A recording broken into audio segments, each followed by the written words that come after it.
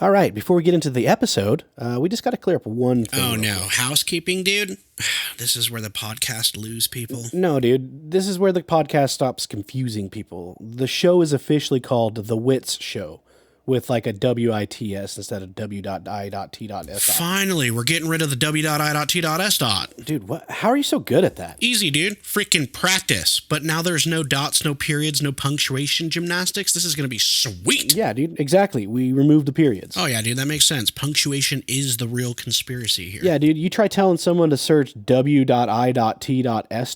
and watch their soul leave their freaking body. Oh, yeah, dude. It's like explaining Wi-Fi passwords to your freaking dad. It's lowercase, but not the lowercase, and there might be some symbols. Yeah, exactly. So now it's simple. The Witch Show. That's it. That's the real name. You search it, you find it. W-I-T-S. What I Think Seriously. Clean, efficient, less screaming at Spotify. Yeah, and no, this isn't a rebrand. It's still the same. That's show. right, dude. Freaking same chaos, same bad ideas, same questions nobody asked for the answers to. Oh yeah, that's right. Which brings us to tonight's episode. Oh yeah, this one's not fun, dude. Wait, you're telling me that you're not going to enjoy this episode? No, dude.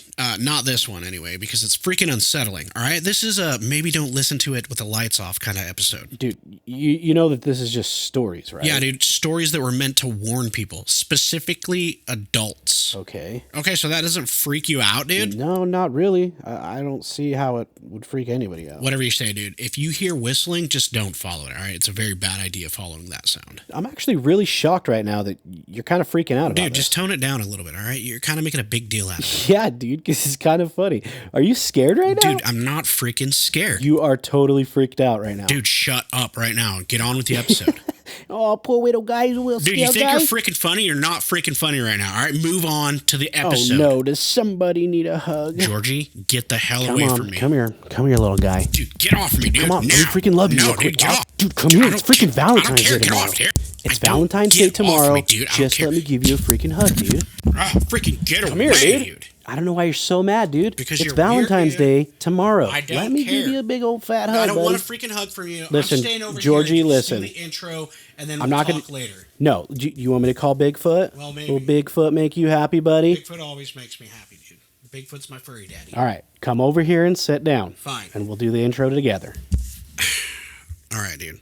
But don't be trying to freaking hug me again. I won't. Also, you do the intro because I always do the intro. Dude, you only do the intro because you steal it from me. Dude, what are you talking? Like, when? Oh, Since I don't when know. have I Maybe ever the last stolen like from you? 3 episodes when you tried to hijack Oh my show. What are you, dude? We agreed that I was gonna do those. We never agreed on that. You just stole them. Whatever you say, dude. But maybe we should probably get into this episode because you're kind of dragging this on. I'm dragging this on. I'm the one dragging dude, this on. You're dragging it Says on. the guy that was literally just in the corner pouting because he didn't want to talk about the episode. Dude, I literally never did that. I was What are pouting. you I talking- don't even do that. I literally had to coax you over here with calling your furry daddy. My furry daddy? Like Yeah, who? dude, your furry. But are you gaslighting me right now? Gaslighting you, dude. I don't even know what that term means. You're messing with me right now. You're totally messing with me, right? Yes, sir. Oh my Welcome to the Witch God, Show, where I smart cannot meets believe stupid that's and where it somehow is. makes I'm sense. outta here. My name's Good luck with the Georgie, show. and I'm You thinking can out loud so you don't have to. Ladies and gentlemen, this is The Witch Show from What I Think Seriously to You. WITS, The Witch Show. Cool story, bro.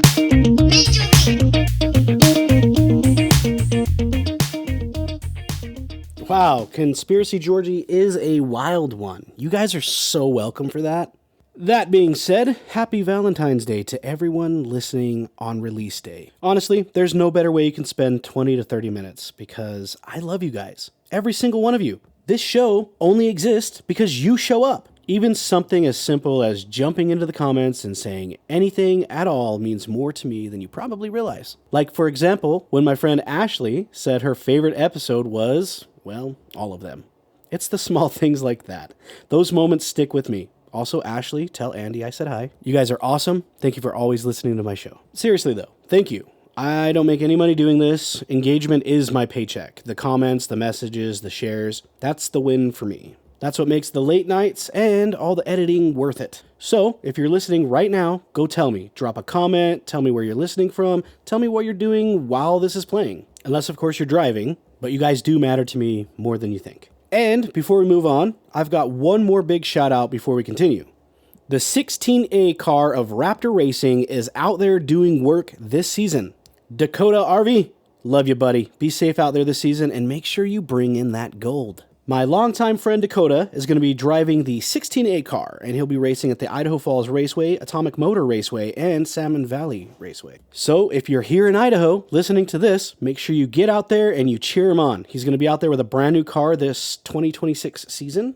Get you some tickets, guys. Get out there and support the supporters. And yes, the Witch Show logo will be on the car. So if anyone asks how deep this show goes, apparently all the way to the racetracks. With all of that being said, let's go ahead and get into the episode. Imagine this for a second. It's quiet. Not peaceful quiet. The kind where sound feels like it's being held back. Somewhere in the distance, you hear music. Not loud, not clear. Just enough to notice it. Just enough to make you turn your head. You don't know where it's coming from, and you don't know why it feels familiar. But you feel it pulling at you anyway. And the strangest part isn't the sound. It's the sense that whatever's making it knows you're listening. Throughout history, stories keep warning us about moments like this. Children following music out of town, young people answering calls they believe are meant just for them. Figures that don't chase, don't threaten, don't force. They simply invite. Across different countries and cultures, the details change, but the shape of the story never does. A sound, a guide, a crossing point, and then the absence. Not chaos, not violence, just gone. This time, we're going to follow that thread. From medieval Germany to ancient petroglyphs, from fairy folklore to real historical events. From old warnings parents used to whisper to children, all the way into modern wilderness where people still vanish under eerie, similar circumstances. This isn't a story about one legend, one place, or one explanation. It's about a pattern, and what might still be hiding inside it. Because once you hear the sound, the real question isn't where is it coming from, it's why it keeps calling us. The story of the Pied Piper of Hamelin is usually told like a fairy tale, but the oldest records don't read like fiction at all. They read like a missing persons report. Yep, you heard that right. In the year 1284, the town of Hamelin recorded the disappearance of roughly 130 children. And get this, they were led out of town by a strangely dressed figure playing music. This wasn't something written down centuries later as folklore. It appeared in town records, stained glass, and church inscriptions. No rats, no moral lesson, just children, gone. And for generations afterwards, Hamelin reportedly refused to play music or dance on the streets where it happened. I can't say that I blame them. But what makes this deeply unsettling isn't that the children vanished, it's how seriously medieval Europe treated the event. The earliest accounts don't say the piper killed them. They don't say that they drowned. They don't even say that they were taken away by force. The wording used was that the children were led away. The phrasing matters. Medieval scribes were careful with language. Led away implies cooperation, following, attraction. Whatever happened, the children went willingly, which immediately removes the idea of a simple crime and pushes this into something far stranger. Over time, historians try to explain the event away. Some claim that the children were recruited for colonization in Eastern Europe. Others suggested plague, mass migration, or religious relocation. But none of these explanations account for the symbolic consistency that appears again and again. A mysterious figure, sound or music, children leaving civilization, and never returning. This story isn't isolated to Hamelin. Variations of it appear across Europe, always framed as a warning, especially to the young, about following the sound. Here's where the story gets uncomfortable. In the earliest version, the Piper wasn't portrayed as evil. He wasn't a monster or a demon. He was described as a colorful, strange, persuasive, and otherworldly kind of guy. In folklore term, that places him in a very specific category, a liminal guide, something that exists between worlds. In other belief systems, these beings didn't kidnap children out of cruelty. They claimed them, chosen, not stolen. And I'll be honest, the more I dig into this, the harder it is for me to believe that this was just a story. When something is documented this early, treated this seriously, and repeated this consistently across cultures, it stops feeling symbolic and starts feeling real. So if this was real, then what exactly was it? A man? A cult leader? A spiritual figure? Or something older that humans have been encountering for centuries under different names? Because once you start asking that question, you realize the Pied Piper might not have been unique at all. And that leads us straight into another figure who also traveled, also played music, and also had a habit of drawing people, especially the young, away from the world they knew. If the Pied Piper wasn't an isolated event, then the question becomes obvious. Where else does the figure appear? And that's when you run straight into Kokopelli, a figure so old that no one can agree where it actually started. Kokopelli appears in petroglyphs dating back over 1,000 years, carved into stone across the American Southwest.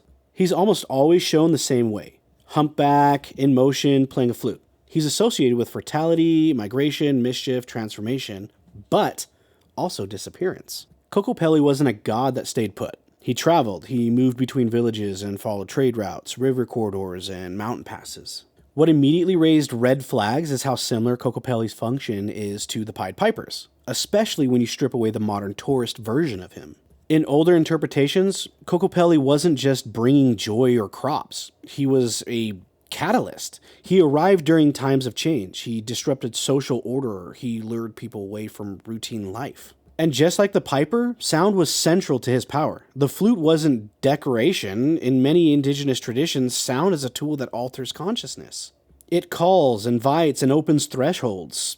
You don't chase it, you follow it. There's another deeply unsettling detail that almost never gets talked about. Some early oral traditions describe Kokopelli as a trickster who tested communities, especially through their youth. He wasn't evil, but he wasn't safe. He represented forces that didn't care about human morality. He blurred boundaries between worlds, seasons, and states of being. In that context, the flute becomes less like music and more like a signal, a summons. And when you place that next to medieval Europe figures doing the exact same thing, different continent, same method, coincidence starts to feel weak. This is where anthropology quietly backs away because the implications get uncomfortable fast. When the same figure appears across cultures with the same tools, the same behavior, and the same outcome, scholars usually call it an archetype. But an archetype is just a polite word for pattern. And patterns raise questions people don't like answering. Because if this was just symbolism, why does it always involve real people leaving and not coming back? Why children? Why music? Why transitional spaces? Edges of towns, forests, rivers, mountains? So now we're standing in dangerous territory because the Pied Piper and Kokopelli start to look less like stories and more like regional masks worn by the same idea, or same thing. A wandering force, a liminal presence, something that uses sound to draw humans, especially the young, away from structured society. And once you accept that possibility, it opens the door to an even older category of beings that show up across Europe, the British Isles and deep forest regions. Beings that didn't need flutes carved into stone because people already knew their rule by heart. Never follow them. Across Europe, long before the Pied Piper was ever written down, parents were already warning children about something older. Fairy folk. Not the glittery, harmless version we're sold today, but the original kind, the ones described as beautiful, persuasive, and deeply dangerous. In early folklore, fairy folk didn't attack villages. They didn't burn houses. They lured, they sang, they danced, they invited. And the most consistent rule across these stories was brutally simple. Never follow them, especially into the forest, hills, or underground places. The reason for that rule wasn't superstition. It was experience. Fairy folk were believed to still children, not violently, but willingly. Children would wander off chasing music, lights, laughter, and voices calling their name. Parents would search for days, sometimes weeks, and when the children did return, if they returned at all, something was wrong. They didn't remember where they'd been. Time felt distorted. In some stories, the children aged rapidly. In others, they hadn't aged at all. These weren't bedtime stories, they were warnings disguised as folklore. And what almost never gets mentioned is how specific these rules were. Don't accept food, don't follow music, don't step into circles, don't answer voices calling from the woods. These weren't poetic metaphors, they were behavioral survival instincts. Fairy folk weren't evil in the traditional sense. They were immoral. They didn't care about human families, human laws, or human grief. They operated under a different system, and once someone crossed that boundary, they belonged to it. Now, here's where historical records punch you in the face. In the year 1212, something happened that looked uncomfortably similar: the Children's Crusade. Thousands of children across Europe claimed they were called by divine voices, visions, and signs. They left their homes in masses, convinced they were chosen, led, protected. They walked toward the sea, believing it would part for them. It didn't. Many vanished, many were sold into slavery, many were never accounted for. And what's terrifying is how consistent the accounts are. Children saying they were called, led, summoned. Sound familiar? Historians argue endlessly over whether the Children's Crusade was real, exaggerated, or symbolic. But that debate misses the point. Even conservative estimates confirm large numbers of children abandoned their homes under the influence of belief, persuasion, and perceived guidance. And when you place that next to fairy lore, the Pied Piper, and Kokopelli, an unsettling through line emerges. Children responding to something they believed is calling them, something framed as special, chosen, or joyful, and then disappearing into transitional spaces where civilization loses its grip. That's insane. So now the pattern is undeniable. Across cultures and centuries, we see the same elements repeating. Music or sound, persuasive figures, children leaving safety willingly, forests and wild spaces as gateways, and silence afterward. Fairy folk weren't fantasy. They were humanity's earliest attempt to explain something real that kept happening. And once you accept that, you're forced to confront an even darker possibility. Maybe these stories weren't meant to entertain at all. Maybe they were humanity's oldest missing person cases passed down as warnings because no one ever figured out how to stop it. So, up to this point, everything we've talked about has lived safely in the past. Medieval towns, ancient petroglyphs, old folklore. But the uncomfortable truth is that the environment these stories warned about never went away. It just changed locations.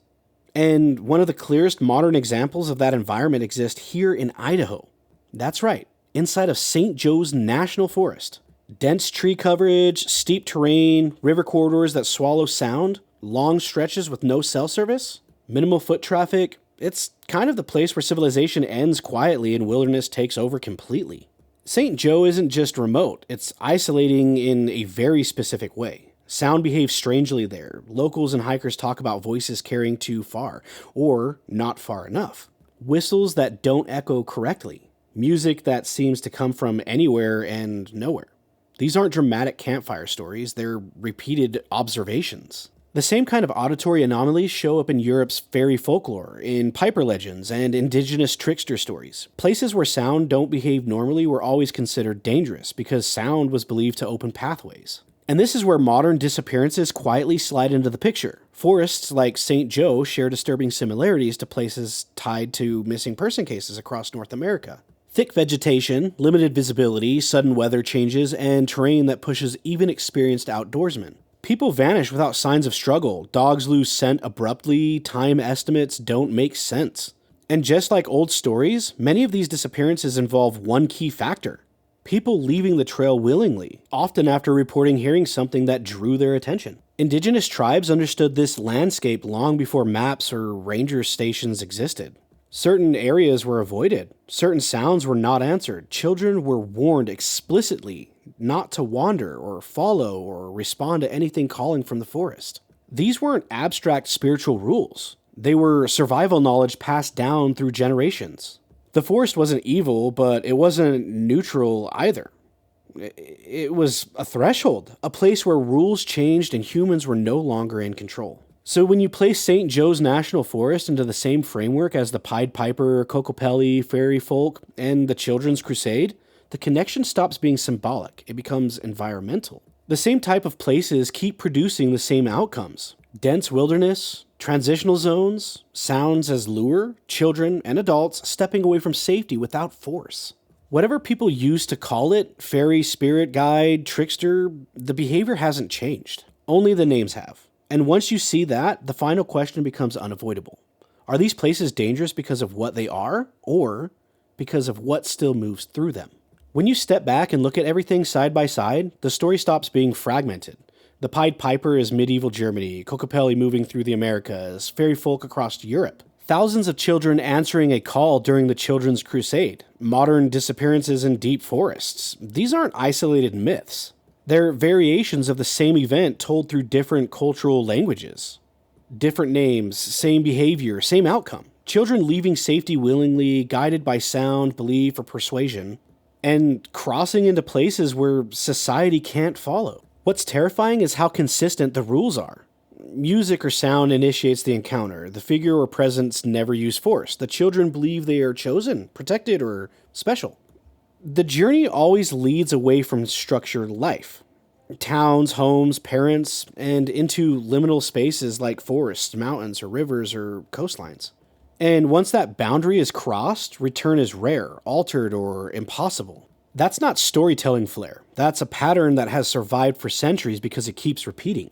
At some point, humans stopped treating these stories as warnings and started treating them as entertainment. Fairy tales become bedtime stories, Kokopelli becomes a souvenir. The Pied Piper becomes a children's rhyme, but the original versions weren't meant to comfort anyone. They were meant to preserve knowledge. Knowledge about what not to do, where not to go, and what not to follow. Because once people forgot those rules, the same mistakes started happening again, just under modern explanations. And this is the part that really messes with me. If the phenomenon were purely symbolic, it wouldn't need geography. It wouldn't cluster in specific environments. It wouldn't obey the same rules over thousands of years. But guess what? It does. Which suggests we're not dealing with imagination. We're dealing with interactions. Something that doesn't live in one culture or one era, but shows up everywhere humans brush up against places they don't fully understand. Something that doesn't need chase, because it knows humans will come willingly. So maybe the most disturbing idea isn't that the stories are ancient. Maybe it's that they're ongoing. And maybe the reason we keep missing what's happening isn't because the world changed. It's because we did. We stopped teaching the rules. We stopped listening to the warnings. We stopped believing that something could exist outside our categories. And whether this thing is fairy, trickster, guide, piper, it doesn't need belief to function. It only needs curiosity and someone willing to follow that sound. If there's one thing that becomes impossible to ignore after looking at all of this, it's that these stories were never meant to explain the world. They were meant to warn us about it. Every culture framed the danger differently, but the message stayed the same. There are places where the rules change, and there are voices you're not supposed to answer. Somewhere along the way, we stopped listening. We told ourselves these were just myths, just metaphors, just fairy tales meant for children, even though the stories were always about children going missing. What makes this unsettling isn't the idea that something unknown might exist. It's the possibility that we've been encountering it this whole time and simply stopped recognizing it. We changed the names, we softened the stories, we turned warnings into entertainment and convinced ourselves that modern life made us immune. But the patterns didn't disappear. They adapted, they moved into the forest, into silence, into places where help can't reach you fast enough. And they still don't chase, they still don't force, they still just wait. So the next time you're somewhere remote and the woods feel a little too quiet or sound feels a little too intentional, remember, that curiosity has always been the invitation. Maybe these stories survived centuries not because they were frightening, but because they were true enough to keep repeating. And maybe the most dangerous mistake we've ever made wasn't forgetting the legend. It was forgetting why they told us not to follow them. As always, thank you for being here. If you made it this far, then I'd like to thank you because it does mean a lot to me that you joined me in these crazy theories of mine. If you haven't checked out the Facebook page, make sure you do so as it's a great place to communicate with me. It's also a great place to make suggestions about the show or even learn something crazy as I post random stuff on there all the time. I'll be back again, same time next week. I love you all and happy Valentine's Day for those of you that are listening to this on Valentine's Day. And thank you for loving The Witch Show, where smart meets stupid and somehow makes sense. This is Georgie, always thinking out loud so you don't have to. Ladies and gentlemen, this is The Witch Show from What I Think Seriously to You. WITS, The Witch Show. Cool story, bro.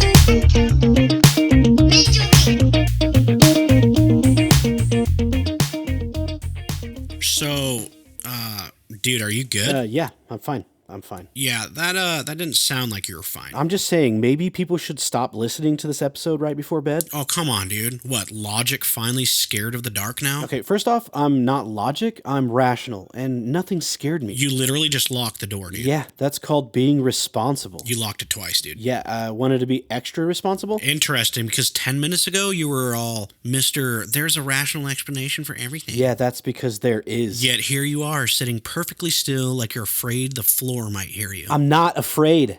You're the scared one, dude. You were literally scared in the beginning of this episode. Nope, dude. I was gaslighting you, okay? And if you're not afraid, then why'd you turn the lights up? Because it got dark? Yeah, night does that. Not like this. Ah, so a different kind of dark. I'm just saying, if someone hears something later... Don't panic, dude. Yeah, and don't investigate. What if it's just a noise? Then it can stay a noise. What if it's a voice, dude? Absolutely not. Even if it sounds normal? Especially if it sounds normal. Wow, so the rational guy's official advice is ignore reality. No, my official advice is live. Fair. But personally, I'm still going outside if I hear something. No, you're not, dude. I absolutely am. Dude, you won't even check the mail after sunset. That's unrelated, and you know it. Okay, we're done. Yeah, probably for the best. Hey, Jarvis, go ahead and roll the song, buddy.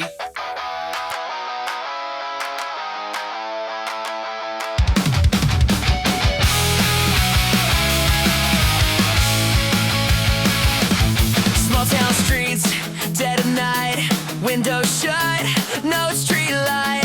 Hear a melody down the road, feels like something I already know. Mama sent those straight too far, stay inside where the safe things are. But there's a sound I can't ignore, like it's knocking at my door.